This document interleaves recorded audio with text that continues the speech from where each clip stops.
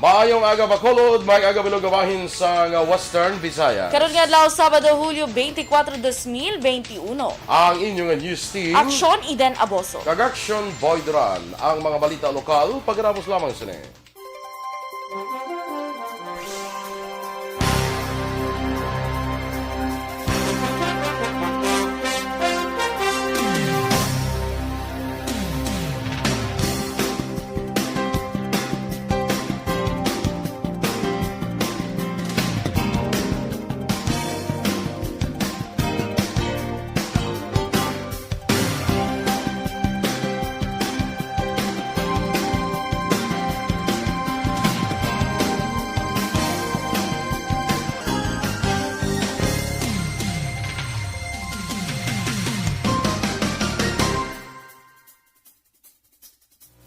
Yes, good morning na mga ka-aksyon. Good morning, Aksyon Eden. Good morning.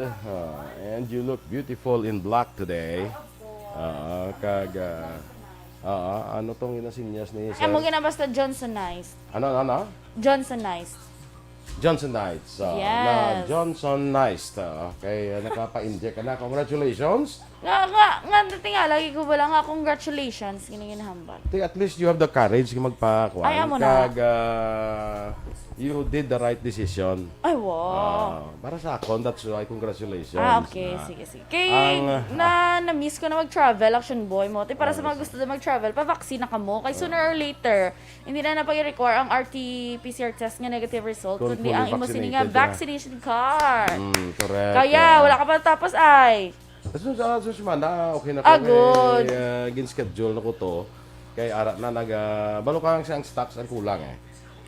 Sa ako niya kaso yung stocks na ginakulang. Halati ko no medyo na delay ko nung imnon mo na ako no. Ay na? Oo. Ti mayo ba kay manadlok mo ko sa dagom? Ay kalan. Kakalabanan sa mga lalaki hadlok sa dagom. Kay hindi ka kabato sa dagom eh. Mo na. May pagandi ko mag tapungulay kay makabato ka pa. Gani man. Ang dagom mo kagid ya, hindi ka. Pero tingin gali kay nakuan ko bala na kaagi ko bakuna. Pagpapakuha first dose ko. Hindi man gali siya mo nakakaladlo ka na. Ay, hindi. Gadali na ko gani nga second dose. Good. Kami isa lang pero do tingob. Sige. Anyway, good morning na mga ka-aksyon. Kag isa lang gali sang ayo ko subong sa imo nga careful ka lang. Kay basi madagdag lang imo nga. Hindi amis ka na ka. Basi madagdag. Basi madagdag. Wardrobe malfunction. Wardrobe malfunction ka bala. Design gini siya sa amoni. That's why no worry. Nga kuan ko kay basi madagdag bala kag hindi ta nang idan makuan mo, hindi ta ma-edit kay live. Miskan magkuan pa, back-dive ka pa dira. Ate sige, stand by na sa aton mga balita lokal.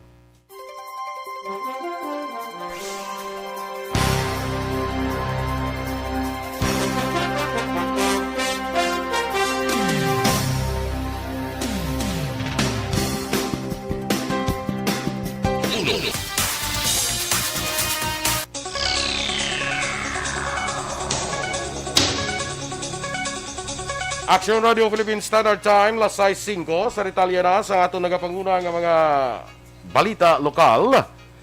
Nagsulod sa Philippine Army ang inapatihan na ginapanaguan sa New People's Army kag na-recover ang matagas nga kalibre sang armas kag kagabitan sa sitio Manulaya, barangay Tanawan, siyudad sang Kabankalan, kahapon sang hapon. Sunod kay Army Major Senon Pancito III, spokesperson sa 3rd Infantry Division sa Philippine Army, nagpatigan sang combat operation ng tropa sang gobyerno sang masugata ang hindi magnubo sa 20 karmado nga mga kalalakinan ka nagluntad ang ginabluwanta 20 minutos nga paglutanganay. Ginapatihan nga may pilason sa NPA bangod sa mga tinagas nga dugo sa ginagyan sa mainis sa pagpalagyo. May isa man ka miyembro sa Philippine Army ang napilasan apang maayo ayar akron sa maayo nga kondisyon. Nadakpa naman sa otoridad si Francisco Epogon, las 5 kahapon sang aga Hulyo 23 sa sitio ng Bilog, Barangay Amontay, Banwasang, Binalbagan. Madumduman si Epogon, isa sa 5 ka persons deprived of liberty nga nakapalagyo gikan sa Negros Occidental District Jail sa atong Hunyo 29. Naibaloan ang lead unit sa operasyon ng Provincial Intel Unit sang NOCPO, upod ang Binalbagan kay Isabela Municipal Police Station, First NOC PMFC kag Star Teams ng Bureau of Jail Management and Penology. Sa karon padan pang pagpangita sa isa pa ka nakapalagyo nga ginkilala kay Alejandro Montoya.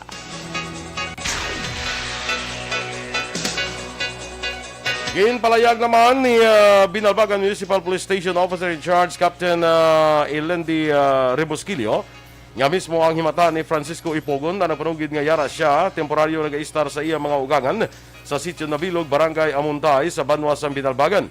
Suno kay Rebosquillo, Sabado sang kagahon Hulyo 17, sa nabaton nilang impormasyon nga yara sa lugar si Ipogon, rason nga nakigangot sila sa iban pa nga unit sang kapulisan, sumungman sa Bureau of Jail Management and Technology, agud makapatigan sa surveillance. Sa nakumpirmar nga si Ipogon, ang yara iban sa mga lugar, gilayon sila nagplano kay impatigan ang operasyon kalas 5 kahapon sang aga, kada resulta sa pagka-aresto ni Ipogon. Suno kay Rebosquillo, hana pa mapalagyo si Ipogon, apang ginpalibutan na sa mga otoridad. Si Ipogon ang talanang ibalik sa Negros Occidental District Jail sa karon nga adlaw. Ipaidalam naman sa 21 days quarantine si Francisco Pogon matapos liwat nga nadagpan sa otoridad sa Banwas ang Binalbagan. Suno kay Bureau of Jail Management and Technology Region 6 spokesperson Attorney Jairus Anthony Duhilio, bangod sa pandemya, luyag nila masigurong hilway sa COVID-19 si Pogon antes ibalik sa prisuhan. Dugang pagikan sa Binalbagan MPS ipaswab test Pogon kag temporaryo magatiner sa Negros Occidental Isolation Facility sa Barangay Handumanan tubtob matapos ang quarantine period antes ibalik sa iya jail of origin. Palayag pa ni Duhilio, bangod pending pang mga kaso ni Pogon, hindi ini mapasakaan sang kasong evasion of service of sentence. Gindeklara nga patay ang mag-amay sa aksidente nga sa National Highway sa Purok Matauhay, Barangay Binicuel, Siyudad sang Kabankalan, las 5 kahapon sang aga Biyernes. Ang napatay isa ni kapastor nga kilala kay Roberto Sabio, kang bata nga 17 anyos, isa ka lalaki tanan puluy sa Banwas sang Kawayan. Ang mga pilason ginkilala naman sa Clemente kag Nelia Nueva kag Romeo Olmido. Suno kay Police Lieutenant Dennis Melgarejo, ang Deputy Chief of Police ang Kabankalan PNP, naglikaw ang panel truck sa nagaparking motor kaya nadulaan sang kontrol rason nga nagdiretso ini sa isa kakapihan. Dugang ni Melgarejo, posible madasig ang dalagan sa truck, subong man madanlog pang dalan kag likuon ini nga bahin. Magadulong kuntani sa ukay-ukay ang mga biktima. Ang driver nga si Arnold Brillantes nga taga Dumangas, probinsya sang Iloilo, yara na karon sa kustodiya sang Kabankalan PNP. Sa katapusan nga balita lokal, ginhanda na sa San Carlos sa PNP ang dokumento sa pagpasakas ng kaso nga parricide sa asawa nga nakapatay sa Iabana sa Barangay Prosperidad, Siyudad sa San Carlos, Huwebes ang gabi. Sunod kay Lieutenant Ruby Aurita, Deputy Chief of Police ng San Carlos PNP, luyag man sa mga mata sang biktima pasakaan sang kasong sospetsado. Sa dugang investigasyon sa otoridad, wa ka beses nga tuyo kugaon sang bana ang asawa, kag naigo pang ilong sang sospetsado matapos ginpanghaboy ang biktima sa ang ila kagamitana. Bangod sa masaming nga batasan sang bana kung mahubog, napilitan si Mary Jane Sedon nga buno ng bana nga si Angelito Sedon sang makatatlo ka beses nga among rason sang iya sini nga kamatayon.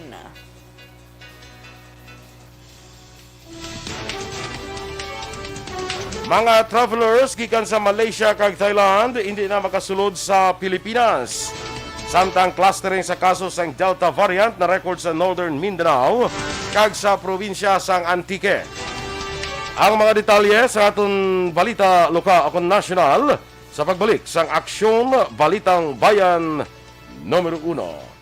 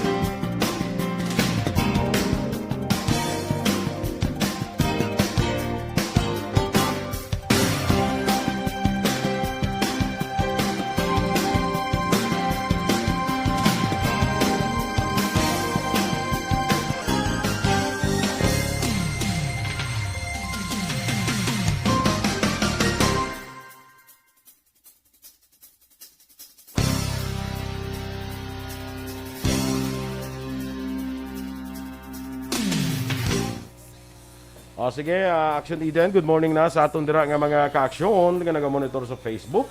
Kay Donna Navarti Macario, good morning. Dira sa kay Feby Alvarez sa Murcia, no? Maayong aga sa imo, Feby. Kay Maridel Robles Turner, maayong aga sa tanan from California, USA. Ano yun si Tina Turner man? Ha? Ano yun si Tina Turner? Guro. Rolling, Tina Turner, ano? rolling on the river. Gali. Tina Turner, asa gala? Yes. Luway ko nakaabot eh. Sige lang. Ay, no. Sally Ay, super Villa. super pangalot. Tiya, itong likod. Sally Villa, good morning, man. Sakay. Sige, ikaw tanay, Of course, ay mga best friends, Sir Alex Monteza, pag-greet niya ang EFC, kag best wishes. Ang punta, best wishes. Kay Enrique Oliete, good morning po, Sir. Andrea Welar, stay safe sa mga listeners. Ingat lang kita, pero may mga linog na sa Luzon. Yes. Ay, Action Boy sa Batangas, may 6.7 kainan na linog. Ay, gali ka? Yes, kag nabatyagan ina sa pila ka park sa Metro Manila. Luvizminda Bonhibod. Good morning, viewing from Barangay Bata. Salamat. Ma'am Luisa Melos, good morning. Luis. And Sir Melchor, of course, kay Teacher Romela Arevalo, kag kay Tita Shelo dira sa May Bago City. Laisher Tadi, good morning. Kamusta sa akon ihada ko no Cheryl Hemino Dumalaug. Yes. Kay Ernie Tamon, good morning man.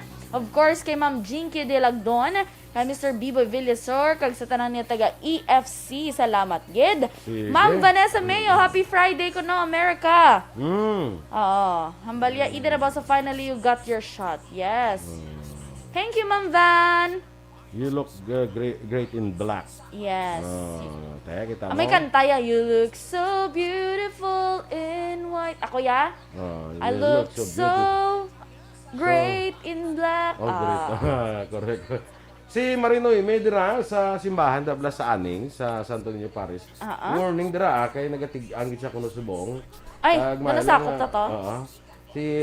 Sakop na arada si Darcy Gidaan. Si Darcy Galas.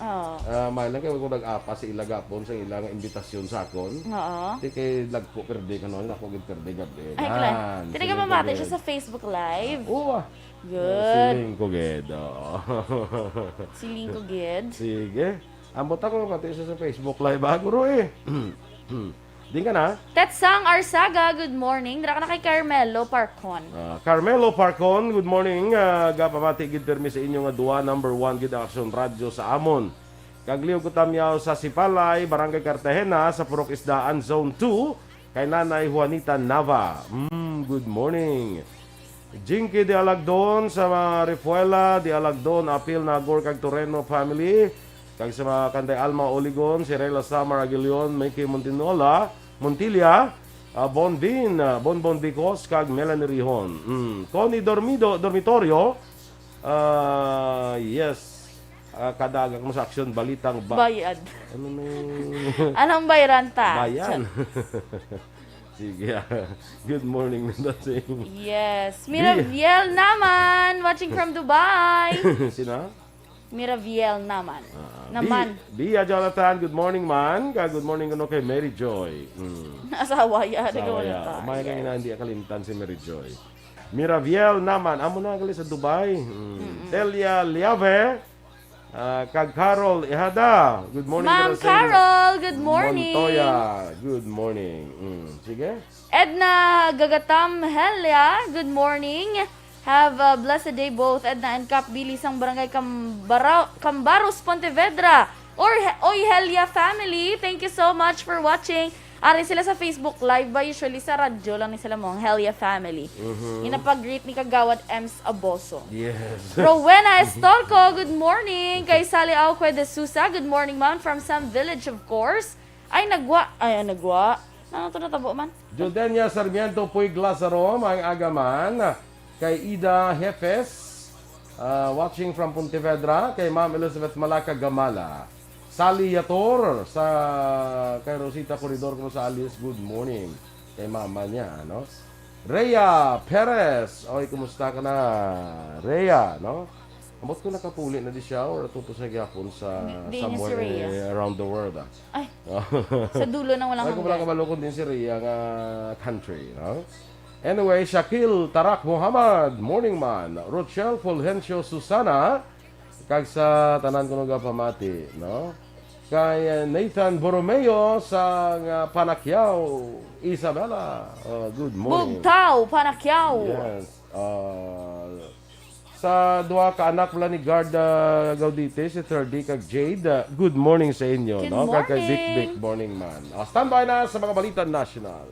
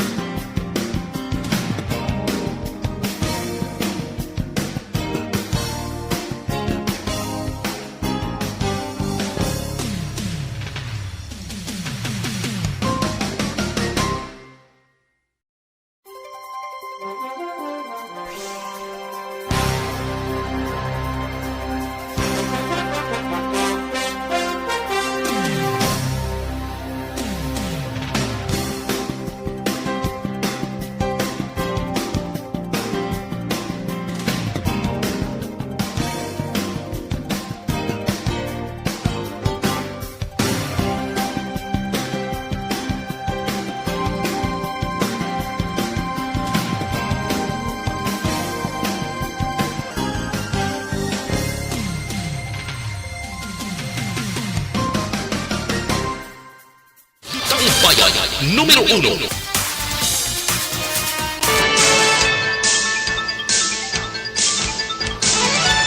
Aksyon Radio Philippine Standard Time, las 6:21 sa detalye na sa aton mga balita nasyonal. Gindumili ni Presidente Rodrigo Duterte ang travelers gikan sa Malaysia kag Thailand bangod sa narecord nga kaso sang mas makalalaton nga Delta variant sang coronavirus. Suno kay Presidential Spokesman Harry Roque, gindesisyonan sang presidente nga ilakip ang Malaysia kag Thailand kag ining ginalakipan sa mga my travel histories na nasambit nga mapungsod sa sulod sang 14 ka adlaw.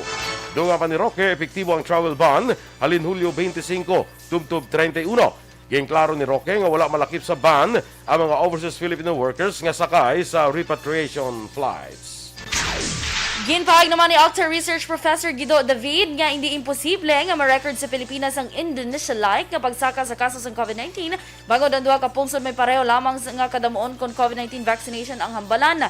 Sunod kay David, ang reproduction number sa National Capital Region ang nagsaka sa 1.21 halin sa 1.15 nagligad nga adlaw. Sa karon ginpahag ni David nga kinahanglan sang istrikto nga restrictions nga ginalakipan sa implementasyon sang curfew, pagpanubo sa kapasidad sa mga establishmento komersyal, ilabi pa ang indoor dining kag pagdumili sa kabataan nga magwa. Ginanunsyo naman sang Department of Health nga na-monitor ang clustering sa kaso sang Delta variant sang coronavirus sa Northern Mindanao kag probinsya sang Antique. Suno kay Health Undersecretary Maria Rosario Vergere, Family Cluster and Records sa Northern Mindanao kag Cluster of Infection sa Antique. Dunga pa ni Vergere, nag-umpisa ang family cluster sa tao nga nagpuli sila balay halin sa trabaho kag naglaton sa mga miyembro sang pamilya.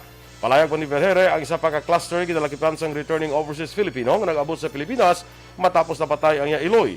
Isa ka persona nagkadto sa haya nga natapikan sang variant kag naglaton sa iban pa nga persona. Ang iban nga kaso ginaangot sa mga returning overseas Filipinos. Ginpahig naman sa Department of Health nga 18 sa 47 ka kasos ang mas makalalaton nga kasos ng Delta coronavirus variant ang wala na bakunahan batok sa COVID-19. Suno ka Health Undersecretary Maria Rosario Vergere, 2 ka kasos ng Delta variant ang fully vaccinated, 4 ang isa pa lang ka dose samtang gina-verify pa ang nabilin nga 23. Sa 47, may 36 ang recovered, 3 nga patay kag wala ang active apang asymptomatic. Wala gin parehag sa DOH kung Sunday sino na patay, recoveries kag active case nga nabukunahan batok sa COVID-19. Samtang 24 ka Delta cases ang returning overseas Filipinos, 22 ang local infections kay gina-verify pa kung ang isa ka kaso local o kung ROF. Nanawagan ang Octa Research nga magpatuman ang gobyerno sang pag-istrikto bangod sa posibilidad nga liwat magtaas ang kaso ng COVID-19, ilabi na sa Metro Manila.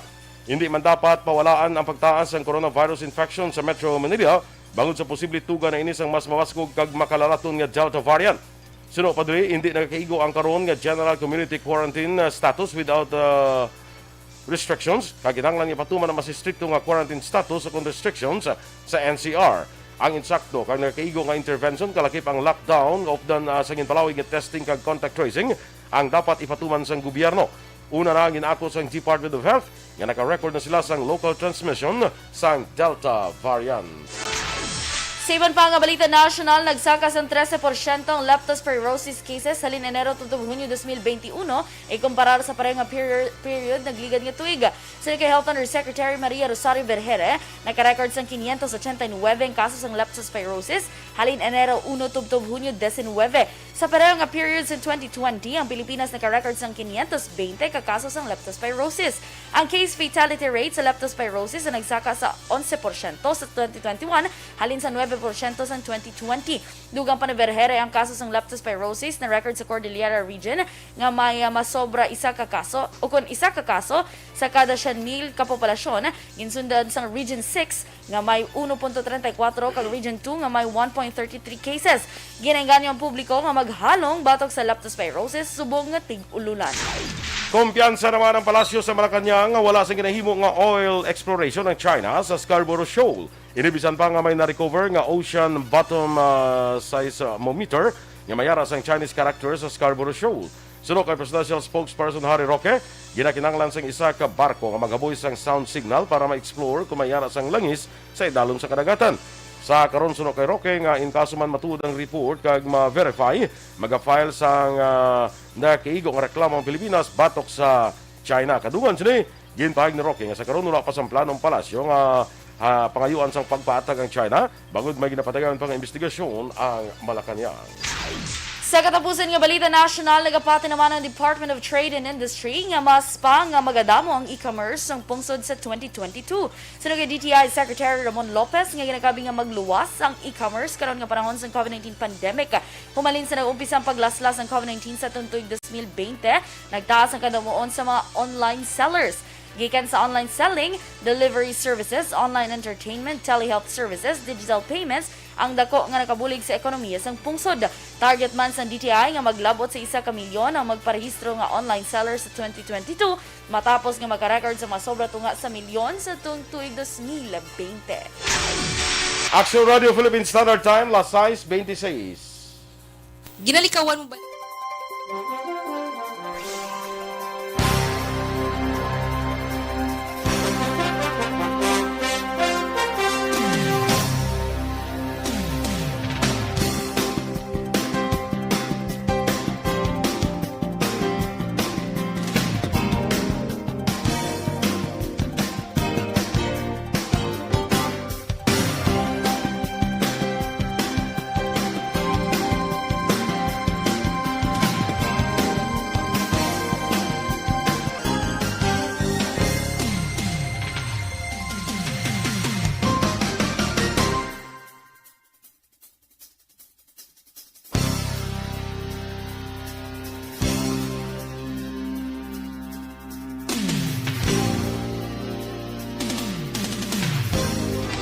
Aksyon Radio Philippine Standard Time, las 6:27. Good morning, anay dira sa akon nga body kay Doc Matt Mayo, Marcy Rombines Junio, kag kay Kurt Roland Ramos.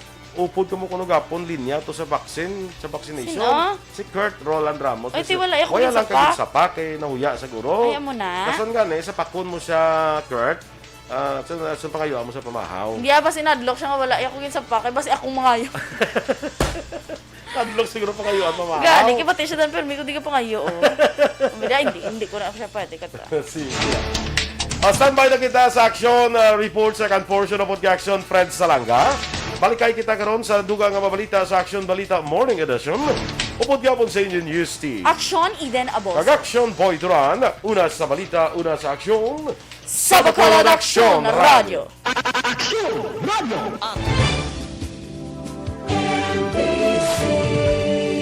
Manila Broadcasting Company. Sa balita. Komentaryo. Isyu. Serbisyo publiko. Sa Bacolod, Aksyon!